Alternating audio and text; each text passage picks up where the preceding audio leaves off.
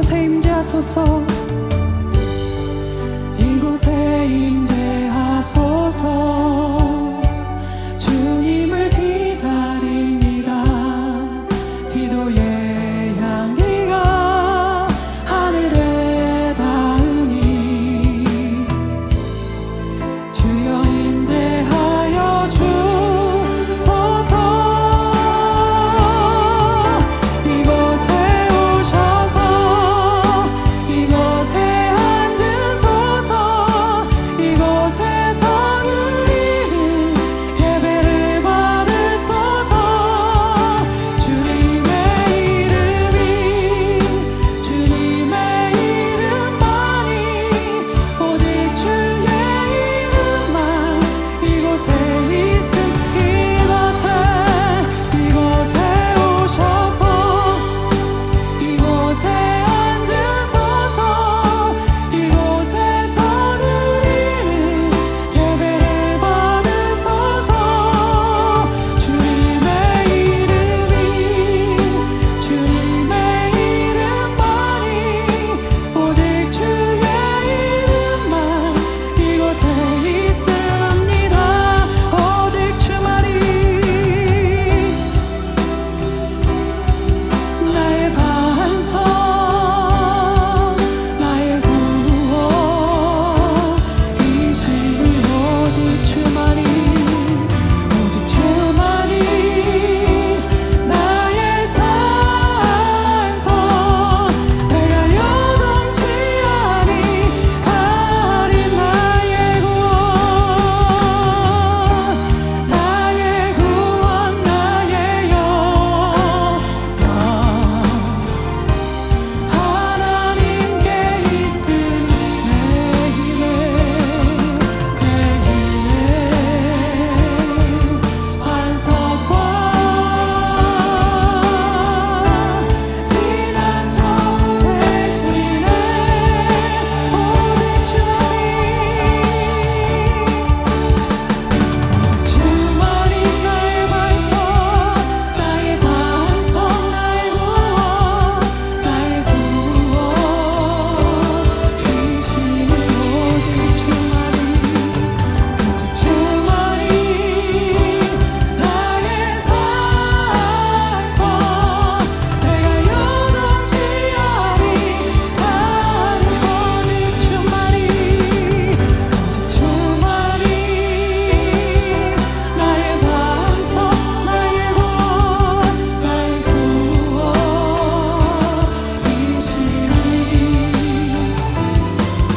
오직 주만이 나의 산성. 내가 요동치 아니하리. 내가 요동치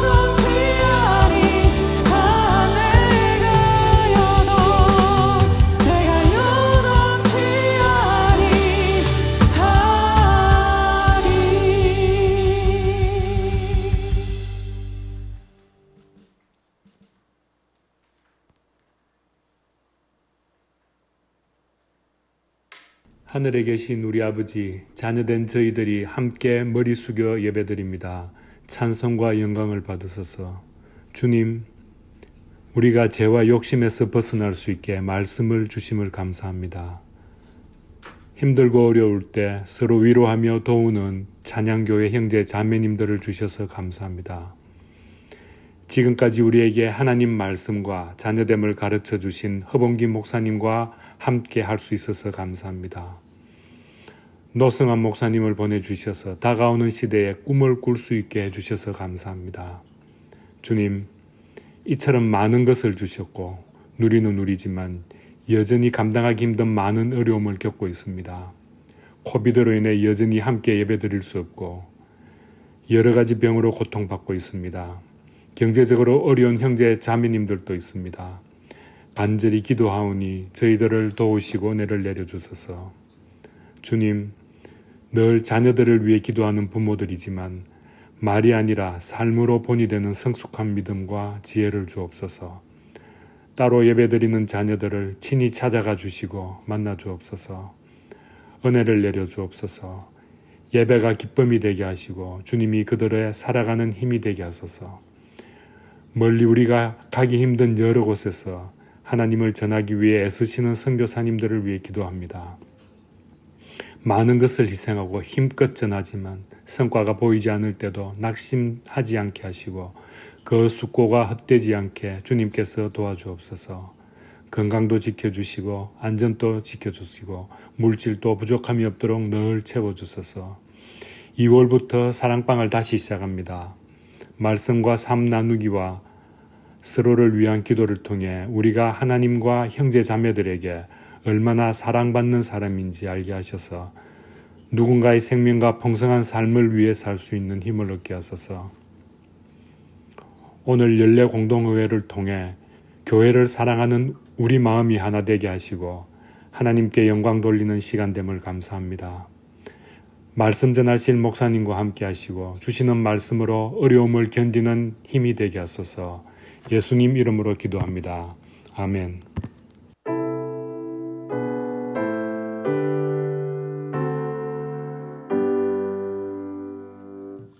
모든 것이 주께로부터 왔으니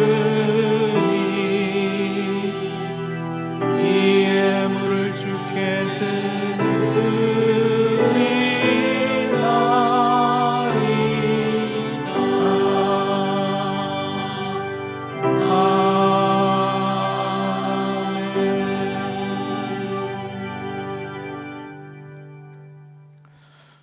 하나님, 이 시간 하나님 앞에 예물을 올려드리며 우리 삶 가운데 허락하신 복의 출처를 확인합니다. 그리고 하나님께 감사와 영광을 올려드립니다. 광야 같은 인생을 살아가면서도 우리 의복이 헤어지지 않았고 발이 부르트지 않았음은 하나님의 보호하심과 복주심의 결과임을 이 시간 다시 기억합니다. 우리에게 그렇게 신실하신 하나님이시기에 이제 더 이상 이방인들 같이 무엇을 먹을까, 무엇을 마실까, 또 무엇을 입을까 염려하지 않게 하시고 오직 하나님의 입에서 나오는 모든 말씀만이 참 양식되 우리가 사는 줄을 알아 먼저 주님의 나라와 의를 구하는 주의 백성들 다 되게 도와주시옵소서. 예수님의 이름으로 기도합니다. 아멘. 기쁘고 복된 주님의 날 함께 우리 주시는 말씀 보시겠습니다. 창세기 22장 1절에서 14절입니다. 창세기 22장 1절에서 14절 제가 읽겠습니다. 그 일 후에 하나님이 아브라함을 시험하시려고 그를 부르시되 아브라함아 하시니 그가 이르되 내가 여기 있나이다. 여호와께서 이르시되 내 아들 내 사랑하는 독자 이삭을 데리고 모리아 땅으로 가서 내가 네게 일러준 한 산 거기서 그를 번제로 드리라. 아브라함이 아침에 일찍이 일어나 나귀의 안장을 지우고 두 종과 그의 아들 이삭을 데리고 번제에 쓸 나무를 쪼개어 가지고 떠나 하나님이 자기에게 일러주신 곳으로 가더니 제3일에 아브라함이 눈을 들어 그곳을 멀리 바라본지라. 이에 아브라함이 종들에게 이르되 너희는 나귀와 함께 여기서 기다리라. 내가 아이와 함께 저기 가서 예배하고 우리가 너희에게로 돌아오리라 하고 아브라함이 이에 번제 나무를 가져다가 그의 아들 이삭에게 지우고 자기는 불과 칼을 손에 들고 두 사람이 동행하더니 이삭이 그 아버지 아브라함에게 말하여 이르되 내 아버지여 하니 그가 이르되 내 아들아 내가 여기 있노라. 이삭이 이르되 불과 나무는 있거니와 번제할 어린 양은 어디 있나이까. 아브라함이 이르되 내 아들아 번제할 어린 양은 하나님이 자기를 위하여 친히 준비하시리라 하고 두 사람이 함께 나아가서 하나님이 그에게 일러주신 곳에 이른지라. 이에 아브라함이 그곳에 제단을 쌓고 나무를 버려놓고 그의 아들 이삭을 결박하여 제단 나무 위에 놓고 손을 내밀어 칼을 잡고 그 아들을 잡으려 하니 여호와의 사자가 하늘에서부터 그를 불러 이르시되 아브라함아 아브라함아 하시는지라. 아브라함이 이르되 내가 여기 있나이다 하매 사자가 이르시되 그 아이에게 내 손을 대지 말라. 그에게 아무 일도 하지 말라. 내가 내 아들 내 독자까지도 내게 아끼지 아니하였으니 내가 이제야 네가 하나님을 경외하는 줄을 아노라. 아브라함이 눈을 들어 살펴본즉 한 숫양이 뒤에 있는데 뿔이 수풀에 걸려 있는지라. 아브라함이 가서 그 숫양을 가져다가 아들을 대신하여 번제로 드렸더라. 아브라함이 그 땅 이름을 여호와 이레라 하였으므로 오늘날까지 사람들이 이르기를 여호와의 산에서 준비되리라 하더라. 아멘. 기독교는 역설의 종교입니다. 역설, 패러닥스는 모순되어 보이나 실제로는 옳은설이라고 사전에서는 정의합니다. 사실 기독교의 중요한 진리는 다 모순되어 보입니다. 기독교에 교리치고 우리의 머리로 이성적으로 쉽게 이해되는 것은 거의 없습니다. 예를 들어서 우리는 예수님을 100% 신성의 소유자이신 하나님으로 또 동시에 100% 인성을 소유하신 인간으로 고백합니다. 하나님과 인간은 상반되는 개념이죠. 신이 인간일 수 없고 인간이 신일 수가 없습니다. 하나님은 인간이 아니기에 하나님, 우리는 하나님이 아니기에 인간 이렇게 부릅니다. 그런데 우리는 예수님을 동시에 완벽한 하나님이시며 또 완벽한 인간이시라 믿습니다. 우리는 또한 하나님을 초월자시라 고백합니다. 그러나 동시에 하나님은 내제자라고 고백하죠. 초월자라는 말은 하나님은 모든 피조물 위에 계신다. 모든 피조물을 초월해 계시는, 하나님은 저 위에 계시는 분이라는 거예요. 반면에 내제자라는 말은 초월자의 반대 개념 아니겠습니까? 우리와 함께 하신다. 실제로 하나님께서 우리 안에 인격으로 와 계신다는 말입니다. 예수 그리스도께서 신인이시라. 우리 하나님은 초월자시며 내제자시라. 모순되어 보이지만 우리는 진리로 고백합니다.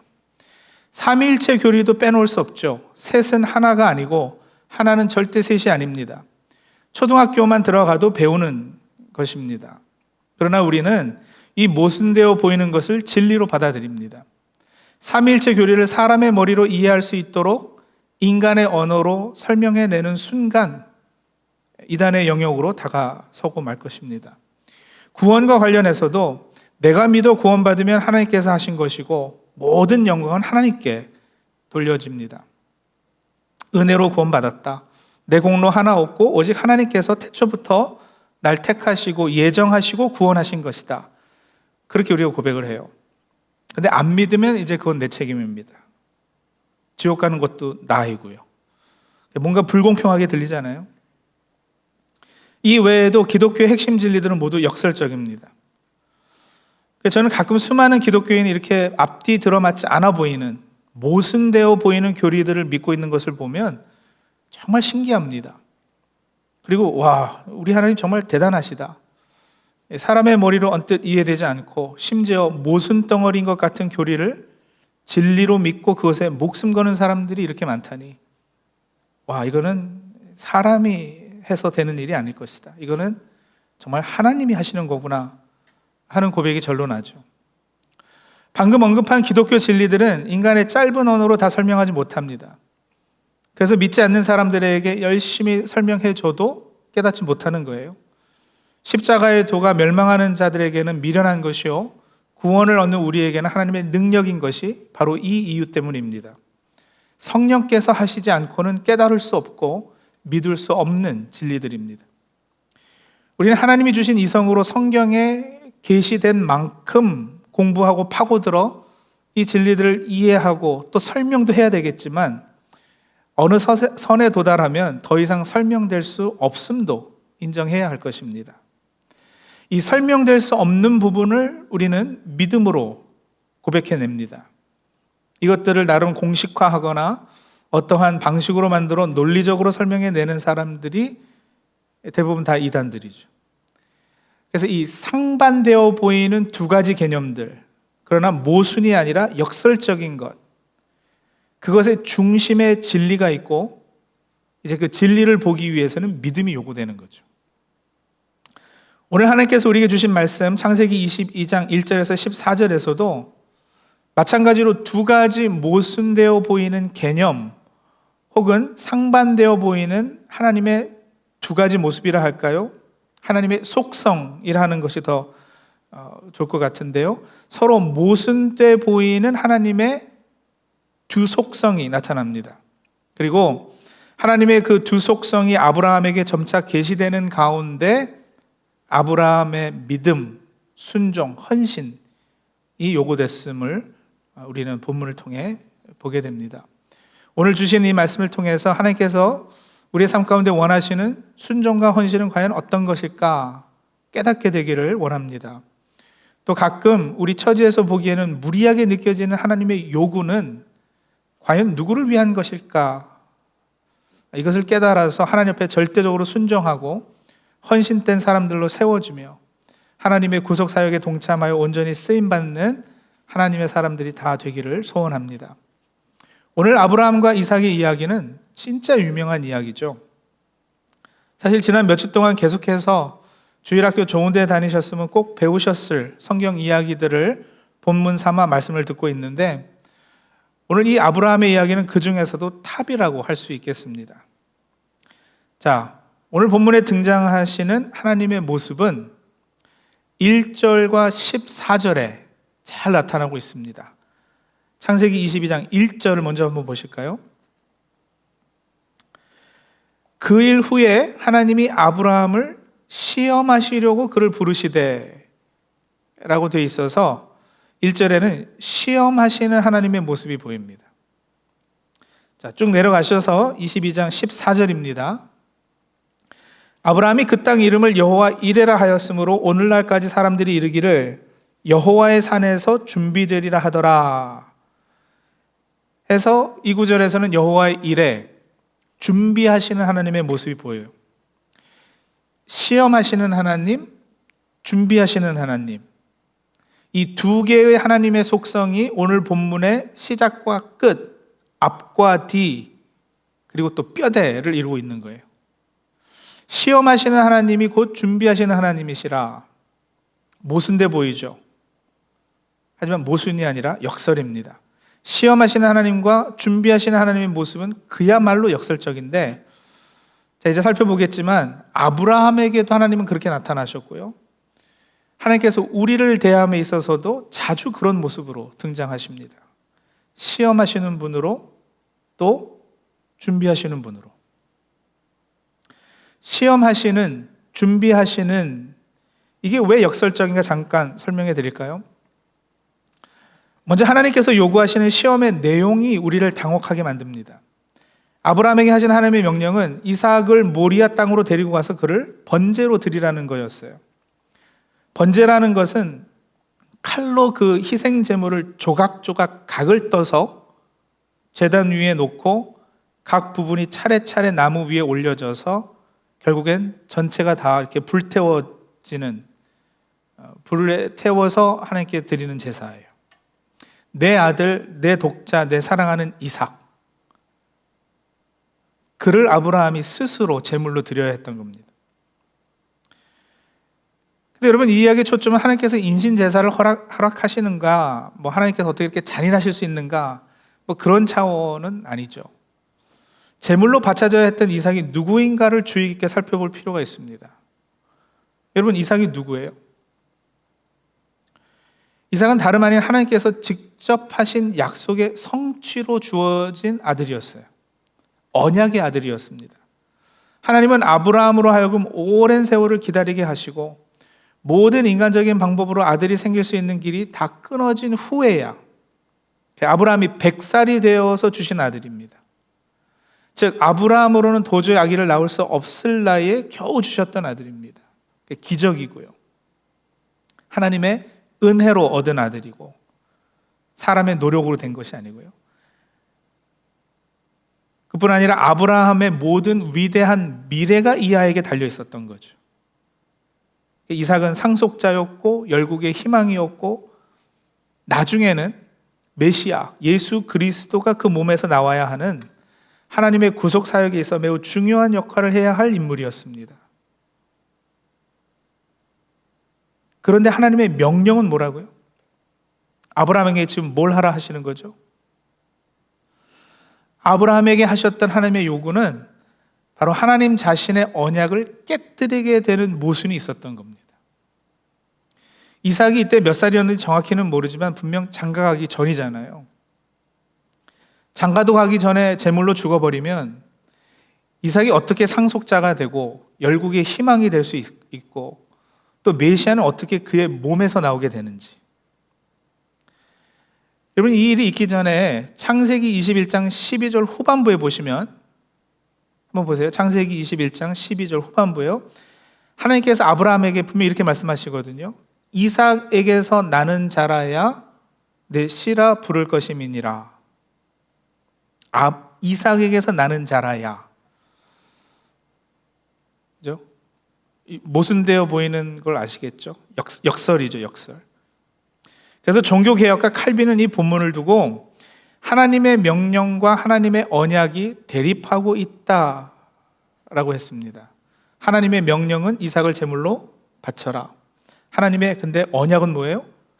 이삭에게서 나는 자라야 아브라함의 후손이라 할 것이다. 명령과 언약이 서로 부딪히는 거예요.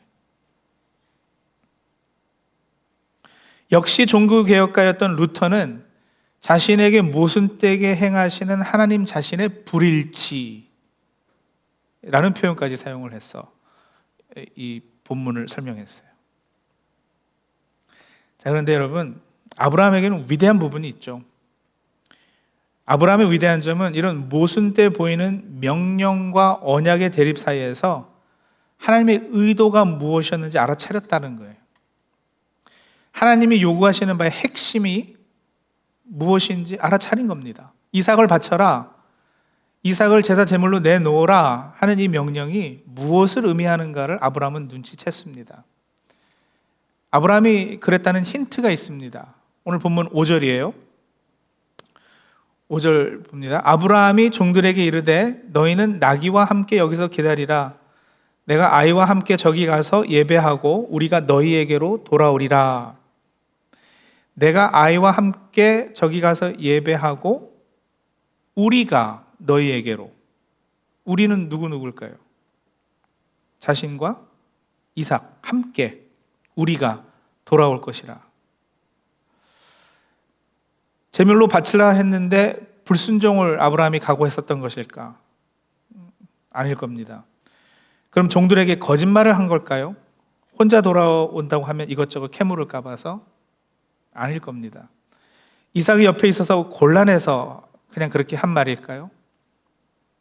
글쎄요. 그럼 그냥 기다리라고 하면 되지 뭐 굳이 우리가 너희에게 돌아오겠다고까지 할 게 뭐가 있겠어요?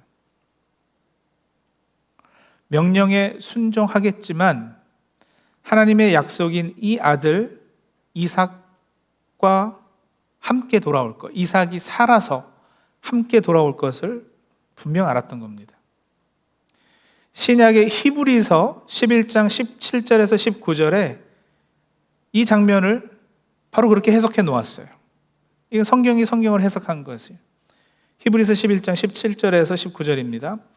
아브라함은 시험을 받을 때에 믿음으로 이삭을 드렸으니 그는 약속들을 받은 자로 돼 그 외아들을 드렸느니라. 그에게 이미 말씀하시기를 내 자손이라 칭할 자는 이삭으로 말미암으리라 하셨으니 그가 하나님이 능히 이삭을 죽은 자 가운데서 다시 살리실 줄로 생각한지라. 비유컨대 그를 죽은 자 가운데서 도로 받은 것이니라 해서 아브라함은 이때 이미 부활신앙을 가졌음을 우리에게 알려주죠. 내 자손이라 칭할 자는 이삭인데 이 아들을 제물로 바치라 하시니까 뭐 하나님께서 알아서 다시 살리시겠지, 거기까지 생각이 미쳤다는 거예요.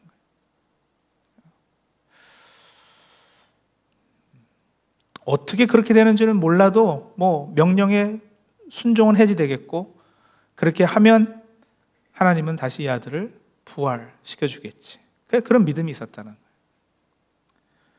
이게 이제 아브라함의 위대한 부분이죠.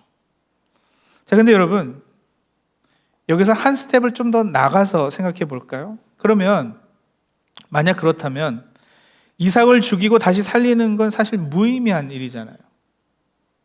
시험의 목적이 이삭을 죽이는 것과 다시 살리는 것에 있지 않다는 거예요.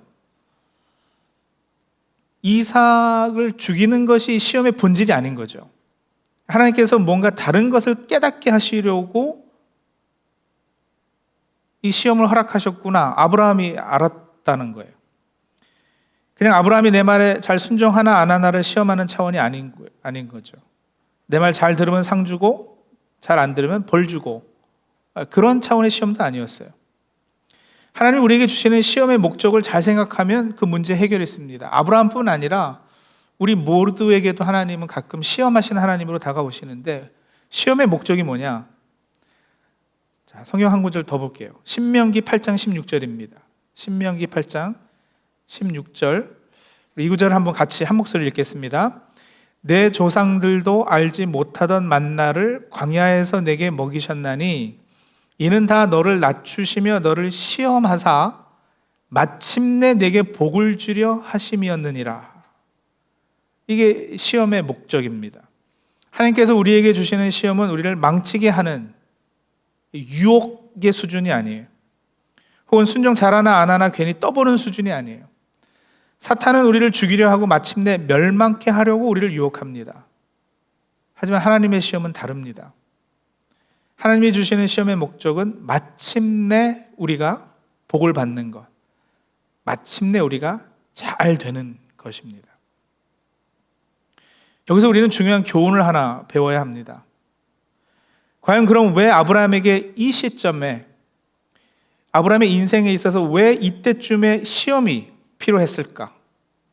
그것도 강도 높은 시험이잖아요. 아들을 제물로 바쳐라.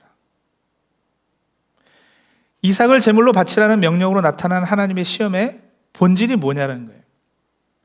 시험의 목적이 아브라함으로 하여금 복받고 마침내 잘 되게 하는 것이라면 분명 그때쯤에 아브라함의 삶 가운데는 아브라함으로 하여금 복받지 못하게 하는, 아브라함이 잘 되지 못하게 될 만한 요소들이 있었다는 말도 되잖아요. 분명 그럴 위험성은 충분히 있었거든요. 구약에서 하나님께서 이스라엘 백성을 시험하시는 모습들을 살펴보면 항상 그들이 우상 숭배에 빠질 위험이 있었을 때였어요. 하나님이 주시는 시험이라는 단어가 구약에서 나올 때마다 하나님은 이스라엘에게 온전한 예배, 절대적 순종, 절대적 헌신을 요구하시는데 그것들은 항상 이스라엘이 이웃 나라의 우상 숭배의 유혹과 그 위험이 도사리고 있는 가운데 요구되는 것들이었단 말입니다. 오늘 본문의 시점은 아브라함이 그의 생애에서 어떻게 보면 가장 잘 나가던 때라고도 할 수 있어요. 오늘 보면 바로 전장인 창세기 21장에 보면 아브라함은 드디어 언약의 아들 이삭을 얻게 되죠. 21장 1절 위에 가지고 계신 성경 제목을 한번 보세요. 제목을 보면 제가 가진 성경은요, 사라가 이삭을 낳다, 이렇게 제목이 붙어 있고요. 21장 8절 위에 제목을 보면 하갈과 이스마엘을 내쫓다, 집안에 시끄러울 수 있는 문제가 해결이 된 거예요. 그리고 21장 22절 위에 제목은 아브라함과 아비멜렉의 언약, 이랬거든요. 이웃 나라 왕인 아비멜렉과도 평화 조약을 체결하고 이제 안정과 평안을 누리게 되었습니다. 보세요. 평생 소원이었던 아들 생겼죠. 집안에 어려울 수 있는 문제가 해결됐죠. 이웃 나라 왕하고 다투지 않아도 되죠. 이제 고생 끝나고 편안히 잘 살게 됐어요. 그리고 그러한 삶의 정황 가운데에서 그의 아들이 점점 그의 마음의 중심을 차지하기 시작한 거예요. 그랬을 거란 짐작이 아니고요. 그런 사실은 오늘 본문 2절에 하나님께서 아브라함에게 말씀하실 때 이런 어조를 사용하시거든요. 내 아들, 내 사랑하는 독자 이삭. 이렇게 이삭에 관해서 언급하실 때 굉장히 강한 어조로 강조해서 말씀하신단 말이에요. 내 아들, 내 사랑하는 독자 이삭. 이 아들이 아브라함의 존재의 의미를 일깨워 주었고 아브라함의 모든 희망이 되어가고 있었던 거죠. 다시 말하면 하나님께서 주신 선물이 어느 순간인가 선물을 주신 분보다 그의 마음과 삶에 더 큰 자리를 차지하기 시작했다는 것입니다. 그리고 여기에 시험에 참 의미가 있어요. 제가 아는 한 자매님이 있는데 이 자매님은 고등학교 때부터 교회에 나오기 시작을 해서 신앙생활을 아주 열심히 했습니다. 한참 그 경배와 찬양 운동이 시작될 때 한국의 그 두란노 경배와 찬양팀으로부터 이렇게 해가지고 운동이 시작될 때 이 자매가 자신이 음악의 재능이 있다는 것을 깨달았어요. 아름다운 목소리로 하나님께 찬양하고 이 귀한 선물을 하나님께서 주셨다고 간증을 하고 다녔고요. 하나님께서 주신 선물로 하나님께 영광 돌리겠다고 들뜬 마음으로 이렇게 말하곤 했는데, 대학에 들어가서 그런 생각에 맞춰서 결국은 성악을 전공했어요. 근데 그러면서 교회에 나오는 것이 점점 이렇게 드물게 된 거죠. 뜨문뜨문. 가끔 만나면은 성악 연습 때문에 바빠서 교회 가기 힘들다고, 유명한 성악가가 되기 위해서 연습 시간이 모자란다고. 근데 그렇게 뜨문뜨문 오다 결국엔 교회를 떠났어요. 제가 그 자매의 마지막 소식을 들었을 때까지도 신앙생활을 하지 않고 있었습니다. 하나님께서 주신 선물이 우상이 된 그런 경우이죠. 미국에 이민해 온 지 얼마 되지 않아서는 열심히 하나님께 매달려 신앙생활도 열심히들 합니다. 그래서 이제 하나님께서 도와주시고 또 은혜 주셔서 조금씩 생활이 안정되고 여유가 생기니까 참 좋잖아요. 미국 참 좋은 나라예요. 물질적으로 풍부한 나라고요. 주일날 하루 이민생활하면서 쉬는데 교회에서 보니까 너무 아까워지는 거예요. 하루 쉬는 날 본인 나름의 어떤 여가생활, 좋은 식당도 가고 이런저런 운동도 하고 바닷가도 가고, 소박한 소원이죠. 좋은 소원입니다. 또 생활의 활력을 위해서 꼭 필요한 것들일 수도 있어요. 삶을 더 풍요롭게 해주는 이런 여가생활이나 운동을 반대하지 않습니다. 하나님이 허락하신 것들 즐겁게 누릴 줄도 알아야죠.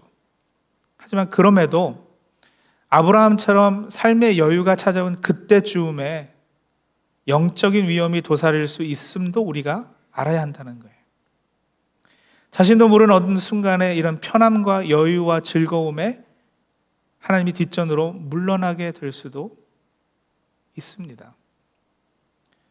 하나님께서 우리에게 하나님 사역에 동참케 하시려고 여러 선물과 은사들을 허락하셨는데요. 어떤 사람에게는 공부 잘할 수 있는 능력, 어떤 사람에게는 음악적 어떤 소질, 어떤 사람에게는 물질의 풍부함, 또 명예, 좋은 성격, 성품, 좋은 인간관계 맺는 능력, 좋은 배필, 배우자 될 사람, 아이들, 부모님, 이로 다 말할 수 없을 정도의 귀한 것들을 우리들에게 허락하셨어요. 그러나 이 모든 것들은 다 자기 본연의 자리에 머물러 있어야 하는 겁니다. 이 선물들로 세상에 하나님의 영향력을 미치게 하고 물이 바다 덮음같이 여호와를 인정하는 것이 세상에 가득하게 할 사명이 우리에게는 있습니다. 그래서 이 선물들을 잘 활용해야지 돼요. 하지만 알게 모르게 이 선물들이, 하나님이 허락한 은사가 때로는 우상이 될 수 있음도 아브라함의 경우를 보면서 우리가 생각해 볼 수 있어야 되는 거죠. 아브라함은 하나님께서 택하시고 언약을 맺어주시고 그 후손에서 메시아가 나오는 하나님의 구속사역에 동참하는 특권을 받은 사람이었습니다. 열국의 아버지고 믿음의 아버지로 불려야 할 사람이었어요. 그러나 아브라함이 과연 그 수준이 되려면 하나님 앞에 더욱 온전히 헌신되어 있어야 한다는 것이 하나님의 기대셨고, 또 그것 때문에 이 시험이 허락된 것이고요. 이삭을 요구하시는 거죠. 하나님이 이삭이 필요해서 요구하시는 것이 아니라 아브라함이 이삭으로부터 자유로워져야 하기에, 이삭으로부터 자유로워져야 아브라함이 더 클 수 있기 때문에, 잘할 수 있기 때문에. 그래서 모리아산에서 죽어야 했던 것은 따지고 보면 이삭이 아니에요. 3일 동안 정해놓은 장소로 한 걸음 한 걸음 옮길 때마다 죽었던 것은 아브라함 자신이죠. 자기 자신한테 죽었고 자기에게 우상될 만한 것들이 죽은 거예요. 그리스도와 함께 모든 정력과 자아를 십자가에 못 박는 체험을 아브라함은 경험했습니다. 창세기 15장 1절 말씀하신 바와 같이 하나님께서 아브라함의 방패이시고 하나님께서만이 아브라함의 지극히 큰 상급이 되셔야 했기 때문입니다. 하나님이 요구하시는 헌신, 여러분, 헌신은 무언가를 바친다는 뜻이잖아요. 하나님께서 우리에게 무엇인가를 바치라 요구하실 때 우리가 깨달아야 할 것은 하나님께서 그 재물이 필요해서 내놔라, 달라, 바쳐라 하시는 것이 아니라는 거예요. 그런 맥락에서 질문 하나를 해볼까요? 성도님들, 찬양은 누구를 위해서 하는 걸까요? 우리가 예배 시간에 찬양해요. 누구를 위해 하는 걸까요? 바로 답하지 마시고 한번 곰곰이 한번 생각해 보고 답해 보세요. 찬양은 누구를 위한 것일까? 찬양은 칭찬한다라는 의미잖아요. 칭찬하다. 여러분, 하나님이 무슨 우리 칭찬의 굶주리신, 그래서 우리가 칭찬하고 인정해 드려야 하나님의 자존감이 만족이 되고 이렇게 좀 우쭐해지시고 하시는 그런 분이실까? 그럴 리가요. 여러분, 우리가 하나님께 찬양하죠, 그죠? Praise to God이에요. 근데 찬양은 누구를 위하는 거냐? 나를 위하는 거예요. Praise to God. 근데 for me예요, for me. 하나님께서 행하신 일들을 생각할 때 자연스럽게 터져 나올 수밖에 없는 것이 일단 찬양이고, 그분을 높여드리면서 하나님은 하나님이시고 나는 하나님이 아니라 그걸 확인하고 고백하는 그게 찬양이고요. 하나님께서 행하신 모든 일들을 그대로 인정해드리는 이 과정, 이게 그 누구도 아닌 바로 나에게 꼭 필요한 거거든요. 그게 for me예요. 예배는 누구를 위한 것일까? 여러분, 하나님께서 우리의 예배를 필요로 하시는 분이실까요? 아닙니다. 하나님께서는 영과 진리로 예배하는 예배자를 찾는다고 하셨는데, 그 이유는 우리와 대화하시고 관계 맺기 원하셔서이죠. 우리가 하나님과 대화하고 꾸준하고 긴밀한 관계 맺는 것은 그것이 우리를 위한 그 무엇과도 바꿀 수 없는 최상의 것이기 때문입니다. 즉, 예배는 하나님 자신을 우리에게, 나에게 나누어 주시기 원하셔서요. 예배가 필요한 것은 나예요. 자식에게 최상의 것을 주시기 위해 하나님은 예배를 요구하시는 겁니다. 순종은 누구를 위한 것이냐? 하나님이 순종을 요구하실 때 내가 순종하지 않으면 하나님 사업에 지장을 받아서일까? 아니라니까요. 그럴 리가 있나요? 하나님께서는 능히 돌들로도 그 일들을 감당하실 건데요. 하나님이 요구하시는 순종의 삶, 우리의 삶 가운데 주인을 인정하는 그 모습이 나에게 필요하기 때문에 순종을 요구하시는 거예요. 헌금은요, 우리가 드리는 100불이 1000불이 이게 하나님께서 필요하셔서 우리 보고 헌금하라 그러실까요? 내가 헌금하지 않으면 하나님이 막 가난해지시고 막 그러시나요? 아니면 여러분, 우리가 가지고 있는 모든 소유가 고린도전서 6장 말씀처럼 너희는 너희 자신의 것이 아니라 그리스도의 피값으로 산 것이 되었다라는 고백과 그 믿음의 표현으로서 헌금을 요구하시는 걸까요? 100벌 헌금하고 그것이 배로 갚아주시겠지, 이게 아니고요. 하나님, 제가 가진 모든 것 하나님께서 주신 것이라는 인정과 더불어서 제가 가진 모든 것을 하나님을 섬기게 해주세요라는 고백을 해내므로 탐욕이 깨어지고요, 물질을 우상 삼지 않고 하나님을 향한 마음이 온전해지는 그런 나를 위한 헌금일까요? 사람이 높은 곳에 설 때 제일 공포를 느끼는 때는 정확히 기억은 나지 않습니다만 보통 한 25에서 30피트 정도라 그래요. 그 이상 높이로 올라가면 오히려 공포감이 덜하다고 그러죠. 공포를 초월하는 부분이 좀 있다고 그러는 거예요. 자신의 번 돈의 11조는 사람이 제일 공포감을 느끼는 액수라고 그럽니다. 그래서 11조 할 수 있는 사람은 그 이상의 하나님 앞에서의 헌신도 가능하다는 거예요. 이 헌신의 수준을 시험하시는 것이 11조라 하는 거고요. 그게 헌금은 하나님을 위해서가 아니라 교회의 재정을 위해서도 아닌 결국 나를 위해서. 헌금 to God, 근데 for me.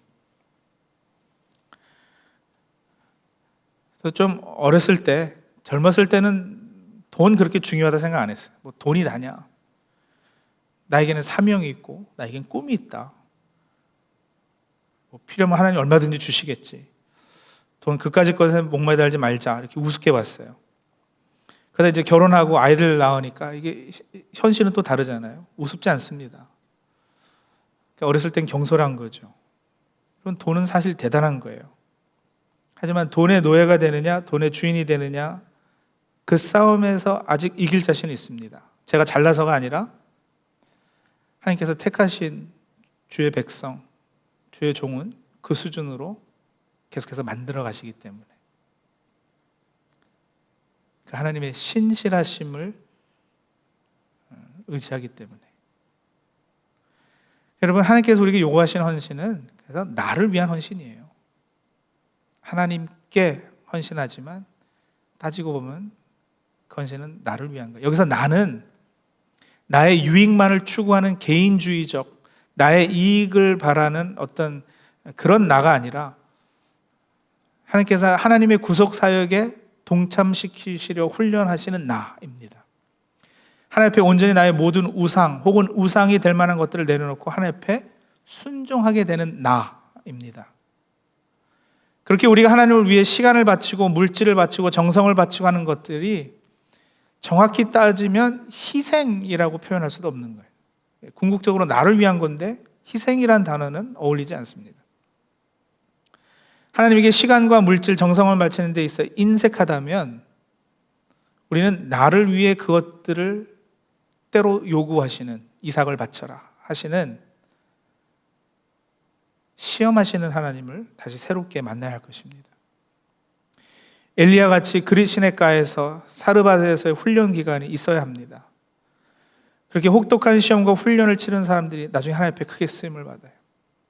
욥은 우리가 상상도 하기 힘들 정도로 엄청난 고난을 겪었어요.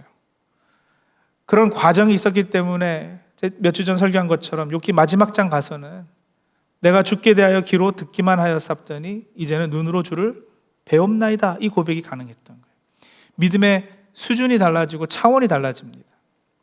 욥은 내가 알기에는 나의 구속자가 살아계시니 후일에 그가 땅 위에 서실 것이라 고백했다고 말씀드렸잖아요. 그는 여러 시험을 통해 단련됨으로 구속자이신 예수 그리스도를 알게 되었고요. 영안이 열려서 그 옛날 이런 예언을 한 거잖아요. 예수께서 살아계신 것, 그 예수께서 훗날 땅 위에 인간으로 성육신 하실 것이다. 이런 놀라운 영적 진리를 계시게 받게 되는 거예요. 여러분, 아브라함도 역시 예수님을 봅니다. 요한복음 8장 56절에서 58절을 보시면 너희 조상 아브라함은 나의 때 볼 것을 즐거워하다가 보고 기뻐하였느니라. 유대인들이 이르되 네가 아직 50세도 못 되었는데 아브라함을 보았느냐? 예수께서 이르시되 진실로 진실로 너희에게 이르노니 아브라함이 나기 전부터 내가 있느니라 하시니. 아브라함이 예수님의 때를 보았습니다. 아브라함을 시험하시고 또 그를 위해 한 다른 양을 준비하셨던 하나님께서 그를 그러한 영적 수준에 오를 수 있도록 역사하셨습니다. 모리아 땅에 있는 이 한 산은 솔로몬 때 하나님을 예배하는 성전이 지어졌다고 하죠. 또 소수지만 어떤 학자들은 바로 이 산이, 이 언덕이 예수께서 십자가에 달리셨던 갈보리 언덕이라고 주장하기도 해요. 사실 그렇든 안 그렇든 중요한 것은 아브라함이 체험한 것은 분명히 십자가 사건이었다는 거예요.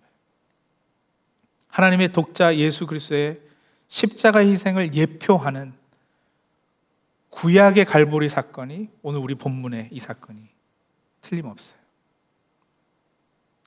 시험하시는 하나님과 준비하시는 하나님을 만났고 그 사이에서 아브라함은 분명 갈등했을 겁니다.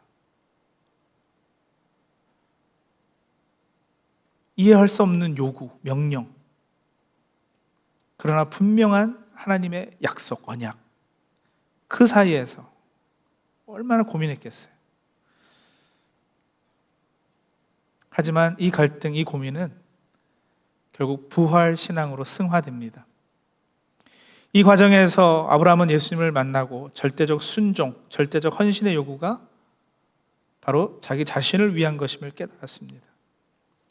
우리가 마침내 복받고 잘 되기를 원하시는 하나님의 간절한 사랑의 표현임을 깨달았습니다.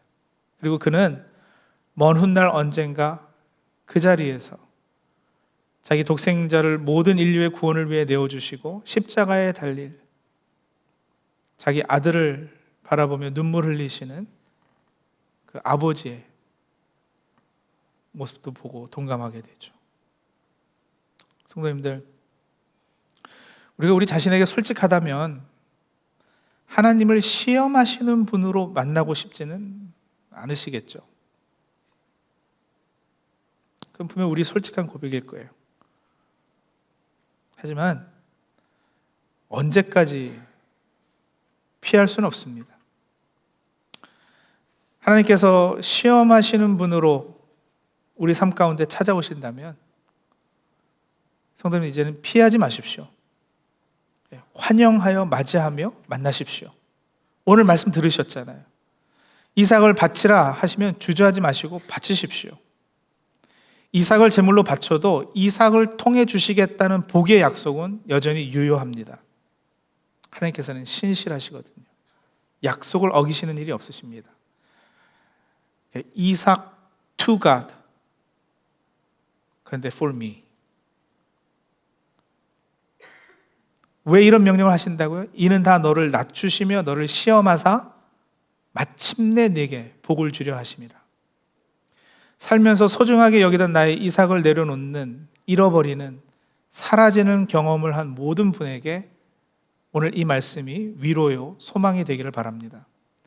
그 시험의 끝자락에 우리를 위해 독생자, 어린 양, 예수 그리스도를 준비하신 하나님을 깊게 만나 마침내 풍성한 복받아 누리시는 저와 사랑하는 우리 성도님들이 다 되시기 바랍니다. 기도하시죠.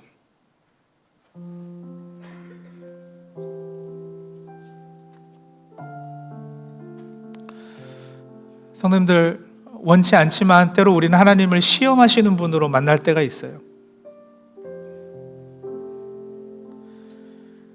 근데 오늘 말씀 듣고 나니까 우리 삶 가운데 다가오는 그런 시험들, 하나님께서 가끔 하시는 이 무리한 요구들이 이게 나쁜 게 아니구나, 그렇게 인정하실 수 있으시죠?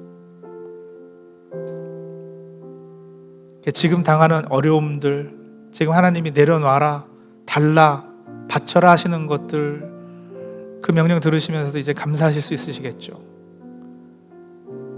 왜요? 시험하시는 하나님은 대신 희생할 숫 양을 준비하시는 하나님이시기도 하니까요.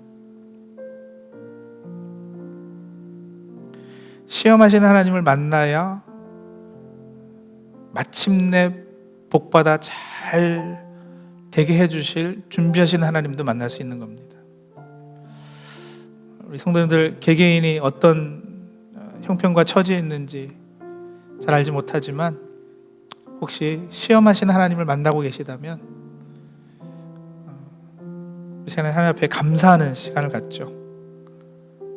하나님, 감사로 받으면 버릴 것이 없다 했는데, 나에게 닥쳐오는 이런 일도, 이런 명령도 감사로 받겠습니다. 그리고 하나님, 이제 하나님께서 준비하시는 하나님으로 나에게 다가오실 것도 기대하며 믿음으로 인내하겠습니다. 우리 그렇게 하나님 앞에 감사하고 또 간구하며 나가도록 하겠습니다. 잠시 기도하겠습니다.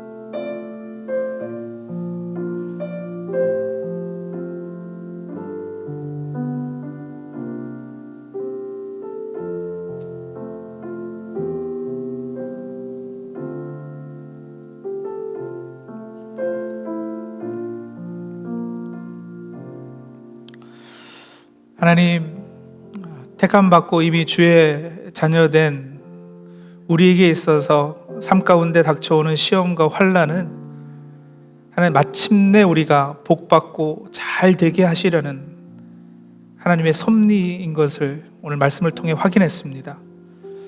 하나님이 그 모든 것이 다 협력해서 선을 이루실 것입니다. 그 사실 확실히 믿고 붙잡고, 그렇기 때문에 어려운 시간들을 통과하면서도 믿음으로 인내하고 또 소망을 품을 수 있는 우리 다 되게 도와주시옵소서. 시험하시는 하나님을 만난 후에는 우리를 위해 놀라운 것들을 준비하신 하나님도 만나게 될 줄로 믿습니다. 감사합니다. 예수님의 이름으로 기도합니다. 아멘. 다 같이 찬송하시겠습니다. 찬송가 342장입니다.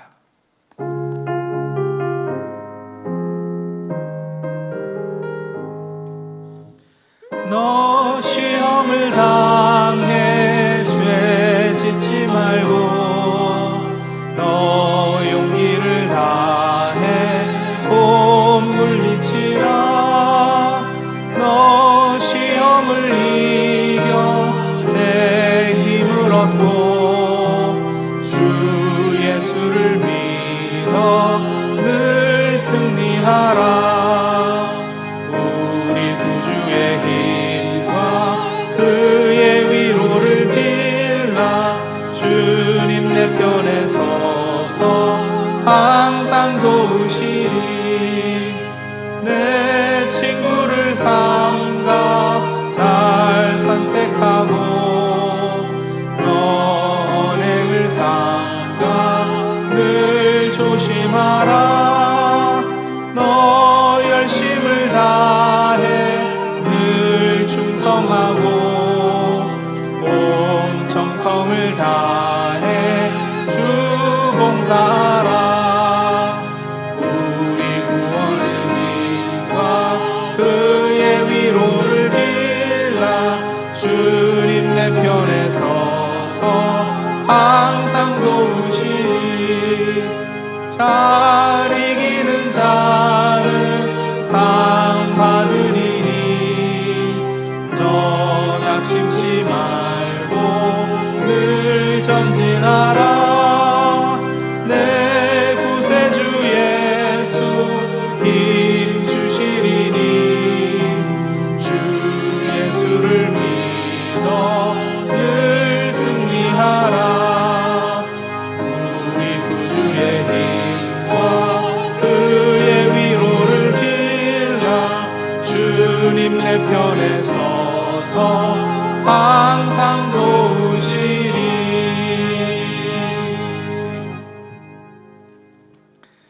지금은 우리 주 예수 그리스도의 은혜와 아버지 하나님의 사랑하심과 성령님의 교통 역사하심이 사랑하는 주의 백성들 삶과 가정과 또 생업 위에 영원토록 함께 하시기를 간절히 축원하옵나이다.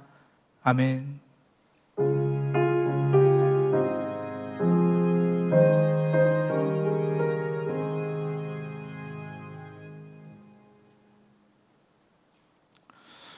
몇 가지 알려드리겠습니다.